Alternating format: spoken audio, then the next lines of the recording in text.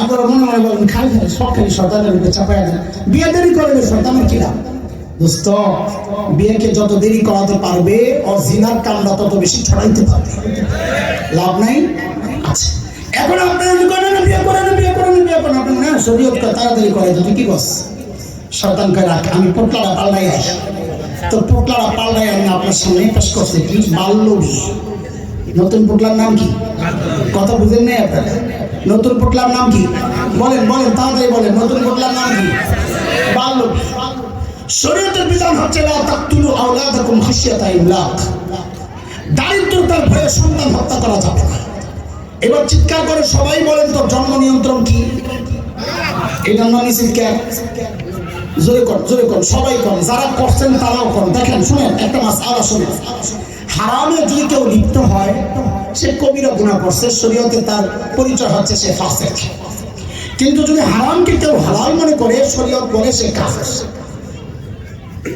মুফতি সাহেব কথা বলেন, হারামকে হালাল মনে করলে কাফের। এখন আপনারা যদি জন্ম নিয়ন্ত্রণ কেউ করেও থাকে কবিরা গুনাহ করছে, আল্লাহর কাছে মাফ চান, আল্লাহ চাইলে মাফ করে দেবেন। কিন্তু যদি হারামকে হারাম মনে না করে হালালই মনে করেন তাহলে কিন্তু ঈমান যাবে না। এই জন্য সবাই বলেন, করলেও বলেন না করলেও বলেন, ভবিষ্যতে ছেড়ে দিয়ে জোরে কোন জন্ম নিয়ন্ত্রণ কি? আরো জোরে আরো জোরে। যারা করছে যেন হাবো কলিজায় যায় লাগে এরকম একটা সিল্লান দিয়া কত জন্ম নিয়ন্ত্রণ কি? সিল্লানি আমার পছন্দ হইতেছে। মানসিক দুর্বলতায় ভুগতেছে না করা যে করছি এমন কেমনে কই হারাম। আল্লাহ সবাই মাফ করে। শরীয়তের বিধান হচ্ছে জন্ম নিয়ন্ত্রণ হারাম। আপনাকে দিয়া স্লোগান দেওয়াইলাম, এই খবর সরকারের নাই? শয়তানকে খাইছেন মোল্লায় যে স্লোগান দেওয়াইতেছে এই কাম তার আমি করাইতাম না। তো বুদ্ধি আছে আমার কাছে রাস্তা পোটলাটা পাল্টাই। এখন শয়তানের জন্ম নিয়ন্ত্রণ করে না, পোটলাটা পাল্টাই এখন নতুন নাম দিছে কি সুখী পরিবার। কি নাম দিছে? আমি কি আজগুবি কথা বলতেছি না সমাজের কথা? নতুন কি নাম দিছে? ভিতরে কিন্তু জিনিস একটাই, কি সেটা? জন্ম নিয়ন্ত্রণ। ভিতরের জিনিস কি? উপরের পোটলা পাল্টায় নতুন পোটলার নাম কি? এটা শয়তানের ঢোকার একটা পদ্ধতি, আমি বুঝাচ্ছি আপনাদের। শয়তান হারামকে বাজারজাত করতে শোভনীয় করে দেখাবে, এটা আল্লাহ জানায়া দিয়েছেন সূরা হামিম আস-সাজদা 25 নম্বর আয়াত। শয়তানের ব্যাপারে আল্লাহ বলেন ওয়াকাইয়াবনা লাহুম কুরানা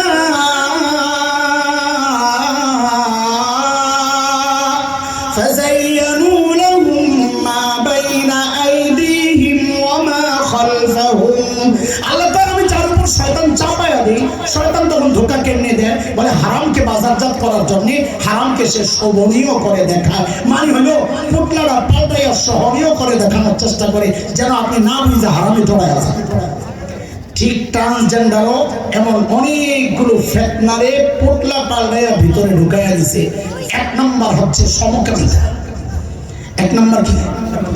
পুরুষে পুরুষে শারীরিক সম্পর্ক, মেয়ে মেয়ে শারীরিক সম্পর্ক, এগুলাকে কি বলে? সমকামিতা। আল্লাহ এই ফিতনা থেকে গোটা জাতিকে হেফাজত করে। নবী আলাইহিস সালাম তিনবার লানত করছেন যারা কওমে লূতের আমলে জড়িত। তিনবার লানত করেছেন। আল্লাহর নবীর লানত থেকে আল্লাহ আমাদের সবাইকে হেফাজত করে। এই ট্রান্সজেন্ডার মানে হচ্ছে সমকামিতা। মানে কেমনে বলেন এই কথা? তা আমার একটু বুঝেন। একটা ছেলে সে এখন দাবি করছে মেয়ে, আইন যদি হয়ে যায় স্বীকৃতি সে পেয়ে যাবে, সে কি বলেন না? আইনি স্বীকৃতি যদি হয় সে এখন কি?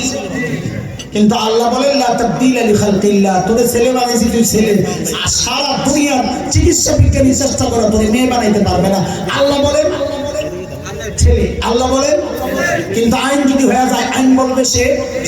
এখন এই আইনি মেয়েটা তথাকথিত ট্রান্সজেন্ডারবাদী যারা, সে যদি মেয়ে হিসেবে নিজেকে দাবি করে তাহলে এই তথাকথিত মেয়েটার বিয়ে হবে কার সাথে? কার সাথে? ছেলের সাথে।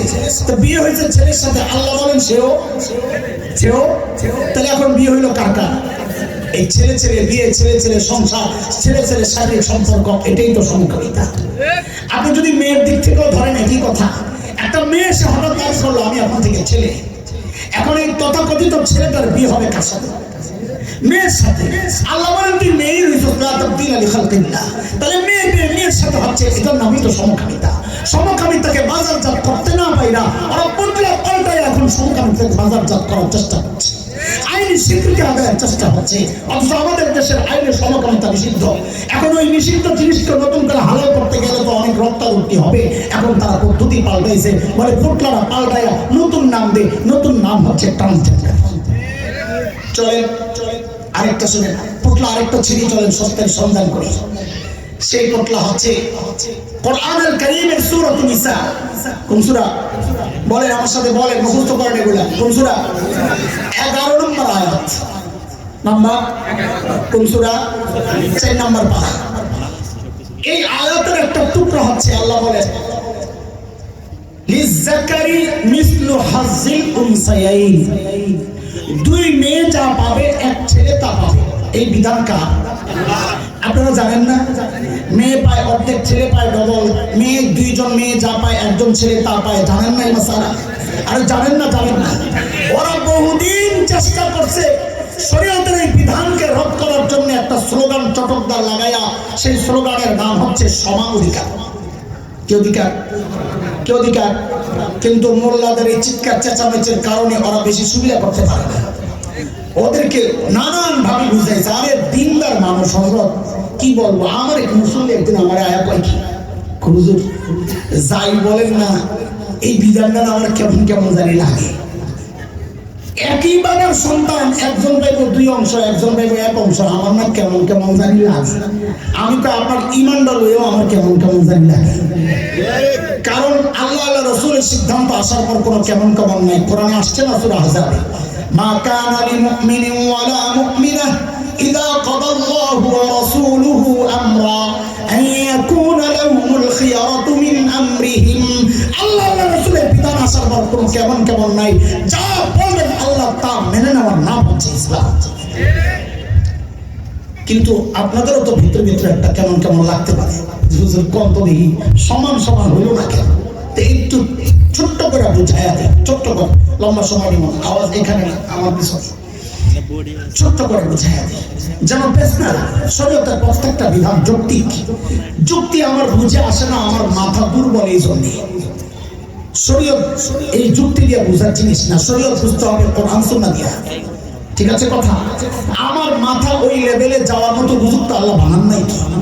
এই যে অনেকে বলে কোরআন দিয়া প্লেন বানানো যায় না, এই বিজ্ঞানের সব হেরা আবিষ্কার করছে, কোরআন ইসলাম তো আমাদেরকে এগুলো কিচ্ছু দেয় না। আরে গাধা, যেই জিনিস এই আকল দিয়ে আবিষ্কার করা যায় ওই জায়গায় কোরআনের দরকার কি? কোরআন তো হইলো আকল যেখানে ব্যর্থ হবে ওখান থেকে শুরু হবে। দিন তো যেখান থেকে, শরীয়ত থেকে শুরু হয়। আকল আর আমার ইন্দ্রিয়ানুভূতি, পঞ্চা হাওয়াসে জাহেরা, এগুলো যেখানে শেষ করবে আর শরীয়তের কাজ ওখান থেকে শুরু হবে। প্লেন বানানো তো আকল দিয়ে চলে, এখানে শরীয়ত আসার দরকার কি? সুরা দিয়ে কাম সারলে বড় আনার দরকার কি? কথা বল না আপনারা? বুঝেন না এই কথা? ছোট্ট করে বলে দিলাম একটা বিষয়, একটু ছোট্ট করে বুঝেন। আমাদের হুজুর ধুলেশ্বর মাদ্রাসার বাজার করা, বোর্ডিং ম্যানেজারে ডাক দিছে, কত লাগবে? হুজুর 5,000। আমার সাথে শব্দগুলো আমি যা বলি সাথে সাথে বলেন কত হাজার চাইছে। কি করার জন্য? কি করার জন্য? হুজুরের ছোট্ট একটা বাচ্চা কথার কথা বোঝানোর জন্য বলতেছে, বলে আব্বু আমিও বাজারে যাবো। তো হুজুর বলে যাও। ম্যানেজারে বলছে ওরা বাজারে নিয়ে যান দেখে রেখে। তো একটু কেমন কেমন জানি করতেছে। বাবা তো সন্তানের স্বভাব চরিত্র সম্পর্কে সবচেয়ে ভালো জানেন, বাবা আর মা। তো হুজুর বুঝছেন ও কি বলতে চায়। তো পকেট থেকে একটা কসকসে 100 টাকার নোট বাইর করে দিচ্ছে, ন মজা খেলো। বলেন কি জন্য দিচ্ছে? সবাই বলেন কত? কি খাইতে? ওই যে বোর্ডিং ম্যানেজারে দেওয়া হয়েছে কত? কি করতে? যেই না পিচ্চিরে 100 টাকা দিছে, পিচ্চি এমন এক মোড়া মারছে না, কি হয়েছে? আরে কি হয়েছে বলবি তো? আশ্চর্য, কি হয়েছে বলবি তো? 100 টাকা নিবি। কত লাগবে তো?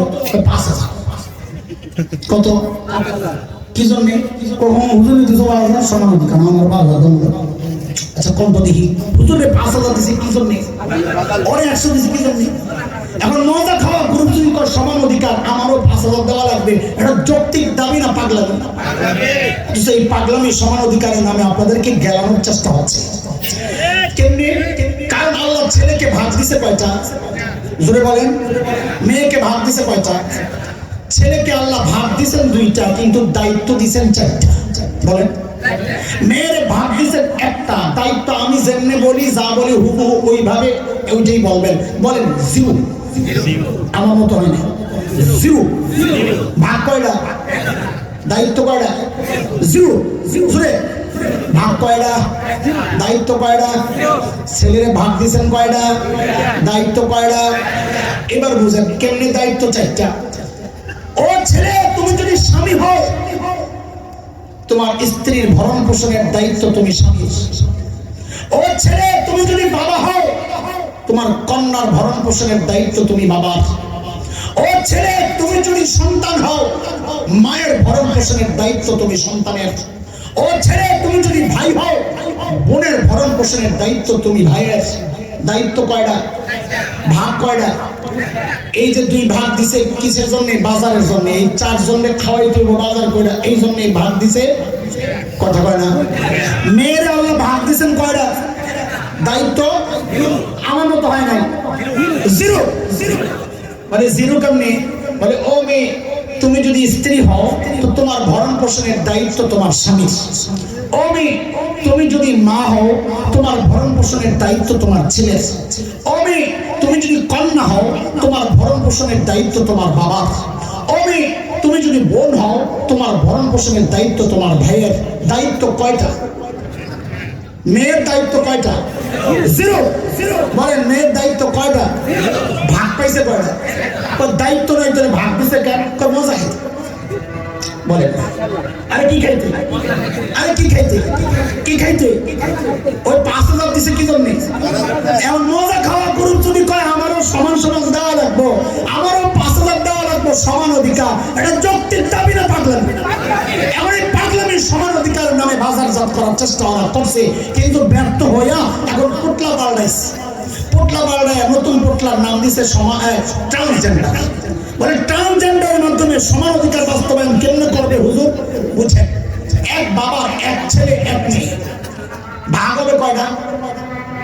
ছেলে একটা মেয়ে একটা, ভাগ হবে কয়টা? 3টা। ছেলে পাবে কয়টা? মেয়ে পাবে কয়টা? এখন ওই নারীবাদীরা আসা এই মেয়েরে বুঝায়, তুমি একটা কাজ করো, তুমি বলো আমার কেমন কেমন জানি লাগে, আমি মনে হয় ছেলে। তা আইন যদি হয় তো আইন তো হতেই ছেলে। এখন সে ছেলে হয়ে ভাগ পাইব কয়টা? আরে 2টা না, 2 ভাগ হবে, সমান সমান হবে।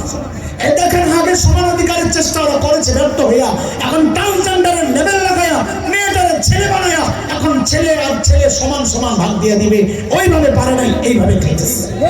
কথা বুঝতেছেন আপনারা? আরে কথা বুঝতেছেন? সময় তো না, আজান দিয়ে দিছে। নাহলে আমি বসে বসে আপনাদের পুটলা ছিটটা আমার সত্যের সন্ধান করে করে আপনাদের দেখাইতাম যে কি শয়তানি কতগুলো চক্রান্ত এই একটা মিশন বাস্তবায়নের মাধ্যমে ওরা করতে চাচ্ছে। আল্লাহ তাআলা আমাদেরকে এই সমস্ত ফিতনা থেকে হেফাজত করেন ইনশাআল্লাহ। ফিতনা যেই মোড়কে আসুক, ফিতনা যেই চেহারায় আসুক, আমরা আমাদের আকাবির আসলাফদের পেছনে থাইকা সমস্ত ফিতনা মোকাবেলা করতে প্রস্তুত আছি তো ইনশাআল্লাহ। পরে ইনশাআল্লাহ আল্লাহ তাআলা কবুল করেন। আমিন। ওয়া আখিরু দাওয়া।